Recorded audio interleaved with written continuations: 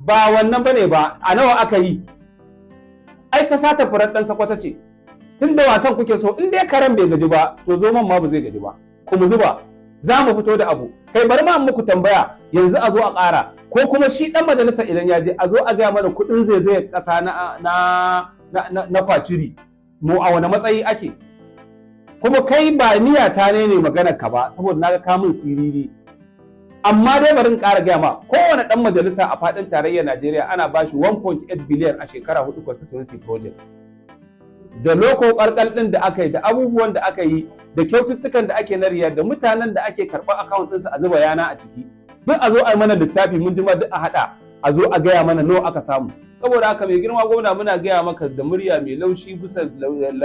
ladabi da biyayya da ƙauna da kuma yadda muke a cikin jam'iyyar APC. Mu al'ummar ƙaramar hukumar Fagge. Ba mu ci buzu ba za mu yi aman. Alhamdulillah abin da yake tafa da ni na zo ne mu gaya mai girma gwamna gaskiya ya fahimta mu kafin kuma lokaci ya kure. Mai girma gwamna tsakani da Allah idan ka ji an fara cewa an yi zaɓe ƙananan hukumomi zaɓe ba daɗi ko an ce ka faɗi to ka fara lissafa ka faɗi a ƙaramar hukumar Fagge. Fagen? Ƙwarai kuwa. To saboda me? Alhamdulillah.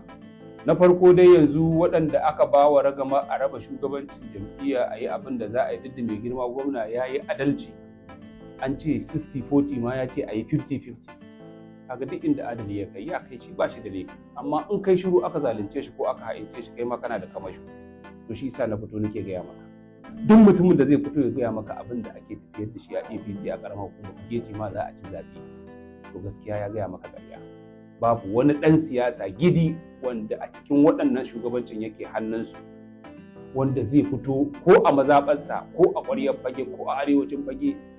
ya ce a zaɓi jam'iyyar APC a zaɓa idan kuma da akwai dan Allah ka gwada mana zaɓen gwaji. Wai kai baka gan shi ba? Waye ban gani ba? Fage mai minista, fage mai ɗan majalisa. A'a da Allah ka rabu da wannan me ake ai kaga uwar kurciya ba gashi ai ko mai girman ta ya ce. Ai ba wai kujera kana da kujera kana kwambo kana da mukami a kafa da ina ruwan wani da kai me kujerar ka ta kawo ta taimaka wa jama'a akwai ɗalibi na da aka bashi mukami Abdulaziz yanzu wannan yaro in ya fito a Fagge wallahi in yace ai Tinubu kan 12 na rana wallahi akwatuna sun ci saboda alherin sa mutane sun ci ba mefi yanzu ka ce dan minista to me ministan yayi kai baka gani ba mai to ai yayi a faɗa min abin da yi an baka mukami ka zo kana auren kanwan mutum ka bashi ciyaman na fati ba dan siyasa bane yanzu wannan ciyaman din da ake tunanin zai sauka daga na ciwo gwamnatin APC in an tambayi yan Fagge ko jaraba ka rubuta yara a makaranta ba wanda zai faɗi sunansa saboda ba a san shi ba amma da aka ce za a ba ciyamomi motoci ka zo ka ansa ka sayar esco ka basu wani abu ma ka ki kai kuma wanda ka ɗauko shi yana sirkinka abin da kake samu ka bashi mana ya ci ya san kana murƙushe kanwarsa da dalili amma duk ba ai ba kuma yanzu shine za a koma tudu wani gangare to mai girma gwamna ka tanadi tukwicin faduwa zaɓe ka fara ta kan Fagge ai ina faɗa ma maganar gaskiya ne duk waɗannan mutanen da aka bawa duk waɗanda suke 'yan siyasa ne yanzu mutanen su ma na wanda suka yi wani a kwankwasiya ɗin wanda suka yi option A option B women leaders da sauransu duk an zubar da su an ɗebo waɗansu suna yawo da mangosa kawai suna wucewa ba su da kowa ba za su iya kawo maka wani ba amma ko waɗanda 12 na rana karfe 1 na dare in ka kira su za su fito su shiga lungu da sako su kira jama'a duk an zubar da su to ko mu da muke magana a wa'ansu suke zaune a gida suke gamsuwa da maganar mu ai su ma na ƙasan suna taimaka mana ba ai ba yanzu ka ɗauki me amfanin majalisar tarayyar da Fagge take da ita yan bishiyu to me amfanin sa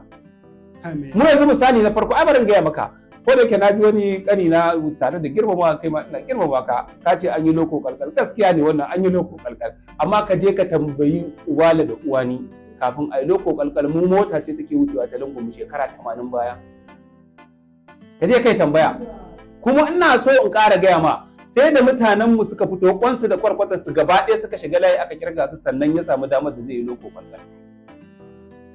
lokacin da ba shi da komai ba abin da yake da shi bai san me ake nufi da lungun ba ya taba zuwa ya sa mana gada mun tsallaka ko an taba fito da wani ya fada kwata to in dai yayi kalkal din ne yanzu ai ya fanshi kansa ba wannan bane ba a nawa aka yi ai ta sata furar dan sakwata ce